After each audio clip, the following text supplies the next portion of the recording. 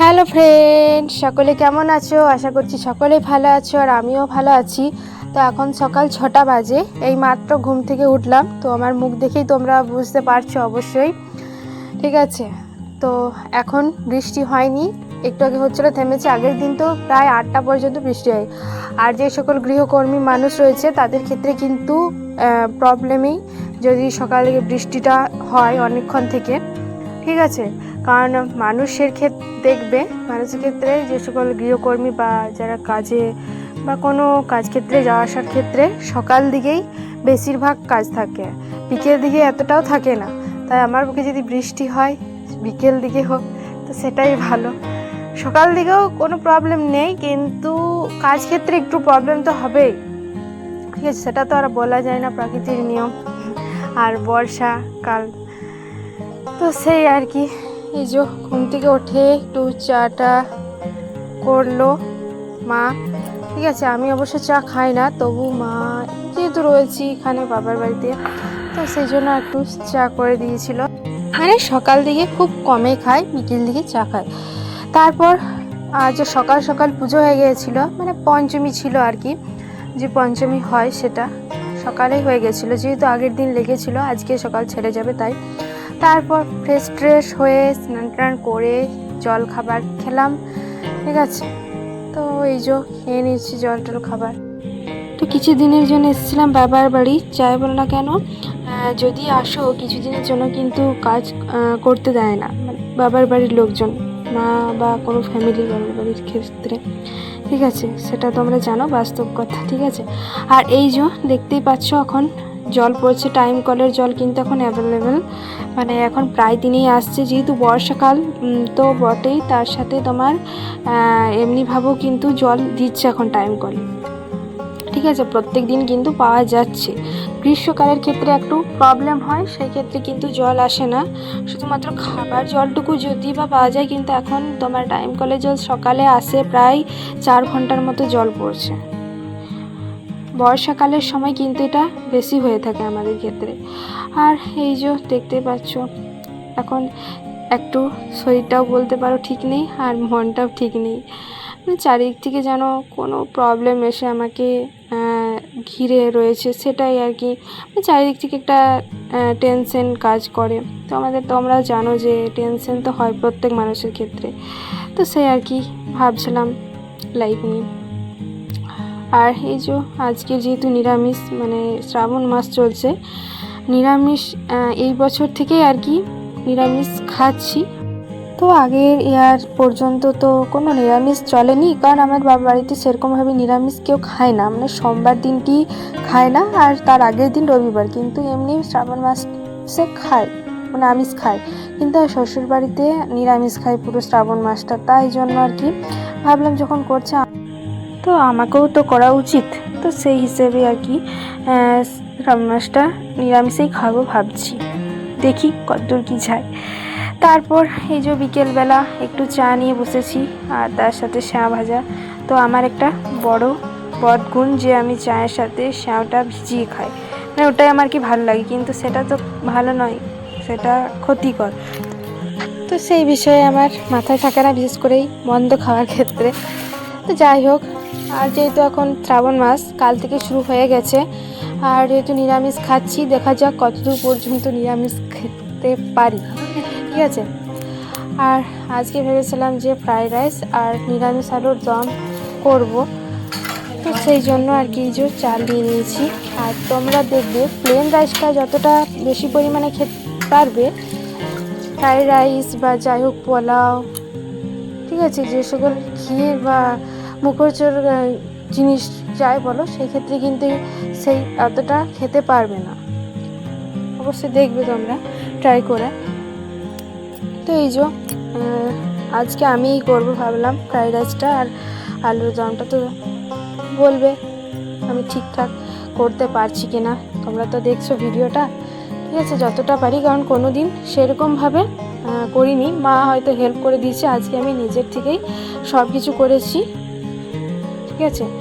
তো দেখো, আর তোমরা যদি কেউ না জেনে থাকো ফ্রাইড রাইস কী জিনিস, মানে আর কি কেমনভাবে কি করে, মানে প্রথম দেখছো, তাও তোমরা দেখতে পারো, ঠিক আছে। কিন্তু আমি সেরকমভাবে তো আর রান্না বান্না মানে মোটামুটি পারি, সেরকমভাবে অতটাও আমার এখন অন্তত নলেজটা নেই, তা যতটুকু পারি করি, ঠিক আছে।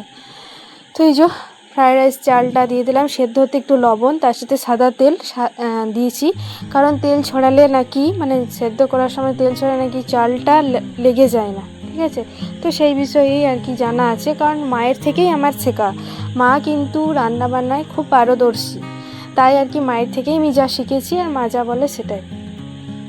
একটু তেল ছড়িয়ে দিলে মানে চালগুলো লেগে যায় না, বা তোমার পুরো সেদ্ধ হয়ে গেলে যে লাগা লাগা টাইপের হয়ে যায়, তো সেটা হয় না। সেই জন্যে আর কি মায়ের কথাই আমি আর কি মায়ের শোনার কথাই আমি করছি। আর লবণ দিলে একটু আর কি চালের স্বাদটা বাড়ে, নুন আর যেহেতু চিনি পড়বে। তো হয়ে গেছে সেদ্ধ। তারপর এই যে ভেজে নিচ্ছি, এখানে দিয়েছি লবঙ্গ, এলাচ, এই যে সকল গরম মশলা থাকে, তেজপাতা আর কাজু কিশমিশ, এগুলো দিয়ে একটু ঘি দিয়ে ভালোভাবে ভেজে নিচ্ছি। তারপর কুচি গাজর আছে, কুচনো গাজর আর ক্যাপসিকাম, বিনসটা ছিল না, ওই ক্যাপসিকাম আর গাজর দিয়ে আর কি করলাম। তো এই যে প্রথমে ভেজে নিয়েছিলাম এই কাজু কিশমিশ, এগুলো ভালোভাবে বলতে হালকাভাবে ভাজবে, পুরো যে ভেজে নেবে সেটা না, হালকাভাবে ভাজলেই হবে। তারপর গাজর ক্যাপসিকামটা ভেজে নিচ্ছি ভালোভাবে, একদম ছোট ছোট করে তোমরা কুচি কুচি করবে, ঠিক আছে। যেহেতু ফ্রাইড রাইস, তো তার জন্য আর কি একদম ছোট ছোট স্লাইসের ভাবে কেটে নিয়ে, তোমরা তো অবশ্যই জানো যারা আর কি খাও বাড়িতে প্রায়। তো এই যে কেটে নিয়েছি, তারপর কেটে নিয়েছি বলতে মা কিন্তু এগুলো কেটে দিয়েছে, ঠিক আছে। মা কেটে দিয়েছে, ক্যাপসিকাম আর গাজরটা মা কেটেছে, আর আমি এই যে করছি। একদম ছোটো ছোটো করে তোমরা কাটবে, তাহলে কিন্তু যে ভাজাটা তাড়াতাড়ি হবে সেদ্ধ, যেহেতু গাজর তো জানোই সেদ্ধ হতে অনেকটা টাইম লাগে। তো যতটা সম্ভব ছোট করে কাটার চেষ্টা করবে, ভাজতেও সেরকমভাবে কম টাইম লাগবে। আর আলুর দমের জন্য এখানে আলুগুলো সেদ্ধ করে নিচ্ছি প্রথমে। তোমরা চাইলে এই আলু মানে কাঁচা অবস্থাতেও ভেজে করতে পারো, তো আমি এখানে সেদ্ধ করে নিয়েছি, ঠিক আছে। যেহেতু বাবার আর কি সুগার পেশেন্ট রয়েছে, তাই সেদ্ধ করে নিচ্ছি। তোমরা যেভাবে করতে পারো, যদি চাইলে সেদ্ধ করতে পারো বা কাঁচা অবস্থাতেও ভেজে নিতে পারো, তোমাদের যা মন সেটাই। তো ওখানে সেদ্ধ করতে দিয়ে দিয়েছি, আর এই যে ফ্রাইড রাইসের চালটাও দিয়ে দিয়েছি, মানে ভালোভাবে ভেজে নিয়েছিলাম ক্যাপসিকাম গাজরটা, তারপর চালটা অ্যাড করেছি, তারপর কাজু কিশমিশটা অ্যাড করে আবার ভালোভাবে একটু উলিয়ে নিচ্ছি। কিন্তু তোমরা বেশিভাবে চাল যেহেতু, তাই বেশি নাড়াচাড়া না করাই ভালো, চালগুলো কিন্তু ভেঙে যাবে যেহেতু সেদ্ধ চাল, ঠিক আছে। তো এইভাবে একটু হালকা হাতে নাড়াচাড়া করে নিচ্ছি। তারপর কিন্তু চিনিটা তোমরা যেমনভাবে খাও পরিমাণ মতো অ্যাড করতে পারো। চিনি সবারই ক্ষেত্রে তো সমান না, কেউ কম চিনি খায়, কেউ আর কি বেশি। তো এখানে আমি আমার আন্দাজ মতো আমি চিনিটা অ্যাড করে নিচ্ছি। তোমরা চাইলে কম চিনি খেলে কম চিনি অ্যাড করবে। তোমরা তো দেখলে 3 কাপ আর 1 মুঠো চাল দিয়েছি, তো তাতে এখানে 1.5 কাপ চিনি লেগেছে, ঠিক আছে। তোমরা যদি মিষ্টি আরও খেতে চাও তো দিতে পারো, কিন্তু এটা আমার পক্ষে মিষ্টি হবে যথেষ্ট। যদি কম মিষ্টি চাও কিন্তু পরিমাণটা কমাবে, ঠিক আছে। তারপর একদম শেষে ফ্রাইড রাইস মশলাটা ছড়িয়ে দিয়েছি। শেষে কিন্তু চিনি অ্যাড করবে, তারপর যে মশলাটা রয়েছে বিরিয়ানি তারপর অ্যাড করবে, ঠিক আছে। তারপর আলুর দমের জন্য এই যে সেদ্ধ করা আলুগুলো ভালোভাবে ফ্রাই করে নিচ্ছি একটু তেলের মধ্যে।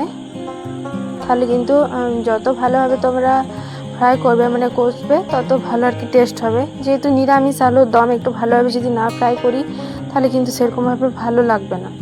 তারপরে এই মশলাপাতিগুলো অ্যাড করে দিয়েছি, জিরে গুঁড়ো, হলুদ গুঁড়ো, লবণ, সামান্য চিনি, মিট মশলা, সবজি মশলা, লঙ্কা গুঁড়ো, ঠিক আছে। আদাটা থেতো করে দিয়েছি, মানে ছেঁচে দিয়েছি। আর এই যে একজন পাশের বাড়ির একটা বাচ্চা, ঠিক আছে, এ প্রায় আসতো আগে, মানে যখন আর কি বিয়ে হয়নি, এখনও আসে, মাঝে মাঝে আসে। তো বাচ্চাটা খুব সুন্দর আর কি, মানে আগে ছোটতে অনেক শান্ত ছিল, এখন বারকে বার যত বড় হচ্ছে বদমাইশ হচ্ছে, ঠিক আছে। তো বাচ্চা মারতে কি বদমাস সেটা সকলে জানে, এটা আলাদা করে বলার কিছু না।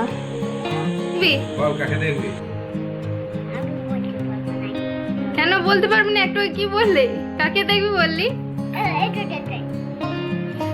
তো এই যে আলুর দম হচ্ছে, ফাইনালি রেডি আমাদের ফ্রাইড রাইস এবং আলুর দম। এবার শুধুমাত্র সার্ভ এবং খাবার পালা, ঠিক আছে। তো আলুর দমটা একটু গ্রেভিটা একটু বেশি হয়ে গেছিলো, মানে জলটা বেশি হয়ে গেছিলো, তাই আর কি ভাই বলছে যে এটা আলুর দম নাকি আলুর তরকারি।